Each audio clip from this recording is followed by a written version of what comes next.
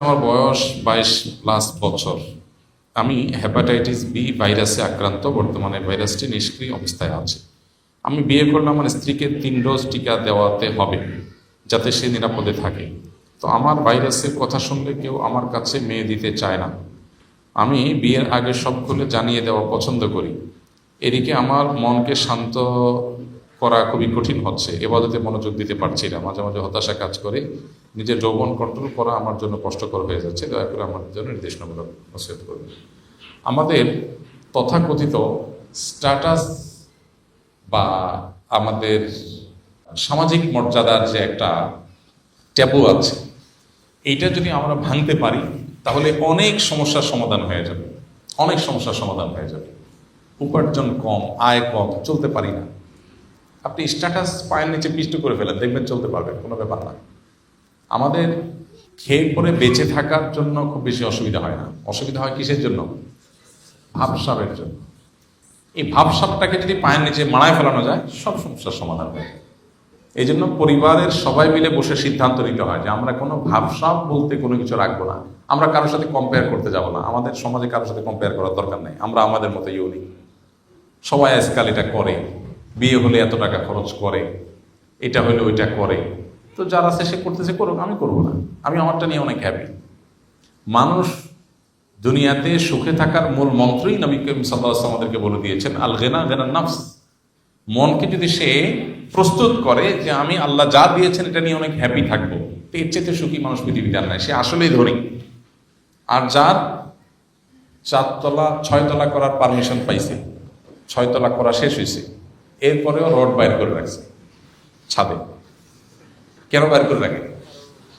আমি মাঝে মধ্যে কোনো ছাদে গেলে টেলে কারোর এরকম রড দেখলে আমি মাঝে মধ্যে একটু প্রথম প্রথম একটু হতাম যে ব্যাপার কি, এত সুন্দর বিল্ডিং করছে, রোডটা কেটে সমান করে ফেলবে, কি রড বাইর করে রাখছে। প্রথম প্রথম বুঝতাম না, পরে বুঝলাম আচ্ছা ওনার খাহেশ এখনো আছে, যে রড জোড়া দিয়ে উপরে আর 2টা রুম করবে, এখন টাকা নাই, সেজন্য রডটা বাইর করে রাখছে। তো নবীজি বলেছেন, লাইসাল গিনা বিকাসরাতিল হাওত।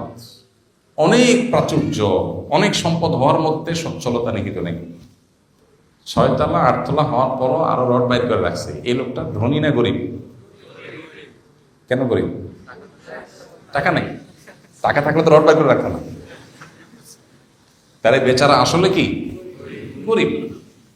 আর আরেকজন তার কুড়ের ঘর আছে, রড নাই, বাইর করবে কোত্থেকে?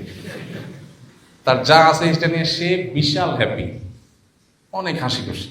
আল্লাহর কাছে সে মন খুলে আলহামদুলিল্লাহ বলে, হ্যাঁ, পান্তা ভাত কাঁচামরিচ দিয়ে খেয়ে শুকরিয়া জানায়, যা আছে এটা নিয়ে শুকরিয়া জানায়। তো এই লোকটা আসলেই সচ্ছল, আসলেই ধনী। মনের মধ্যে যদি কোনো ডিমান্ড না থাকে, এক্সপেকটেশন যদি মানুষ লো করে ফেলতে পারে, সে সুখী হয়ে যায়। বুঝে আসছে কথা? এখন এই কথা এই জন্য বললাম যে যুবক প্রশ্ন করেছে যে বিয়ে করবেন, মেয়ে পাচ্ছেন না। আপনি যদি, আমি জানি না আপনার স্ট্যাটাস কি বা আপনি স্ট্যাটাসের বাইরে যাওয়ার চিন্তা করেছেন কিনা।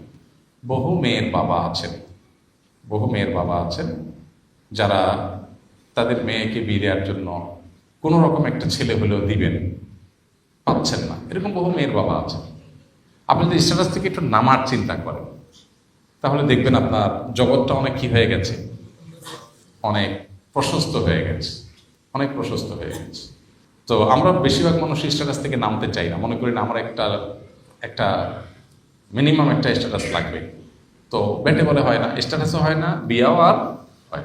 একটু ছাড় দেন, একটু গরিবের মেয়ে দেখেন। আপনি বস্তি থেকে একটা যদি ভালো মেয়ে, বস্তির মধ্যে ভালো মানুষ আছে না, বসবাস করে না? সব জায়গায়, মানে বিল্ডিংয়েও ভালো মন্দ আছে, বস্তিতে ভালো মন্দ আছে। ভালো মন্দ বলতে আমি বোঝাচ্ছি ক্যারেক্টারগত ভালো মন্দ বলেন, পর্দাপুষ্টের দিক থেকে বলেন, সব ব্যাপারে। তো আপনি গ্রাম থেকে, বস্তি থেকে একটা গরিব মানুষের মেয়েকে বিয়ের প্রস্তাব দেন, সবকিছু খোলামেলা বলেন, অনেকেই প্রস্তুত হবে, অনেকেই প্রস্তুত হবে। অতএব আপনার যে সমস্যার কথা সেটা বলতে হবে। এটা লুকিয়ে যদি বিয়ে করেন সেটা অবশ্যই নাজায়েজ এবং গুনাহ হবে, ভয়ঙ্কর গুনাহ হবে, প্রতারণার গুনাহ হবে, সেটা করা জায়েজ হবে না। আর আপনি কুমারী না পেলে বিধবা পাবেন, একটু বয়স্ক বেশি পাবেন। ওই যে বললাম, এক্সপেকটেশনটা যদি একদম লো করে ফেলেন, আপনি রাস্তা 1000টা পাবেন। যিনি প্রশ্ন করছেন, আমার সাথে যদি অন বসতে পারতেন, আমি তারা কিছু প্রশ্ন করতে পারতাম, তাহলে দেখতাম যে 1000টা রাস্তা তার জন্য খোলা আছে। আমার কাছে মেয়ে আছে তার জন্য। মানে মানে আমার ধারণা আর কি, আমার ধারণা, আমার কাছে যে মেয়ে আছে প্রস্তাব দেবে, স্বামী মারা গেছেন এরকম মহিলা আছেন, একটু বয়স্ক মহিলা আছেন, একটু স্যাক্রিফাইস করলে হয়ে যায়। কিন্তু না, আমরা চাই সব সগনা রেখে তারপরে পাবো। আমাদের কাছে মানুষ লেখা দেয়, হুজুর ঋণ পরিশোধের দোয়া শিখাই দেবেন। ঋণ পরিশোধের দোয়া, ঋণ কত? এত লাখ, এত কোটি। জমি জমা কত আছে? এর চেয়ে 5 গুণ বেশি আছে। তো জমি বেচে ঋণ দেন না কেন? ভাই জমি বেশি করে ঋণ দেয়, তাহলে কি কি দিয়া? তাহলে দোয়া শিখাই দিবেন, মানে ভাবখানা এমন যে হুজুর দোয়া শিখাই দিবেন, আল্লাহ আসমান থেকে একটা বস্তা পালা দিবে, ওইটা দিয়ে ঋণ দেবো, আর জমিটা আমার থাকবে। এর নাম এর নাম মুসলমান। মানুষ টাকা পাবে, আমি আমার সাধ্যের সবটুকু দিয়ে সেটা পরিশোধ করব। মানুষ বলেন যে ঋণ পরিশোধের আমল কি? আমি বললাম ঋণ পরিশোধের আমল হলো জমি জমা স্থাবর অস্থাবর সম্পদ বিক্রি করে ঋণ দেওয়া, এটা হলো আমল। গল্লির ঠাঁও ঠিক রেখে এরপর বলতেছেন হুজুর আমল টামল দিয়ে কিছু কাটাছিটা করা যায় কিনা, এটা তো করা ঠিক না। তো এই জন্য যিনি বিয়ে জন্য উপযুক্ত পাত্রী পাচ্ছেন না, এক্সপেকটেশন একদম জিরোতে নিয়ে আসেন, যে একটা আমার চরিত্রে হেফাজত করার জন্য একটা মানুষ হইলেই হইল। তাহলে দেখবেন মানুষের অভাব নেই, কত লাগবে।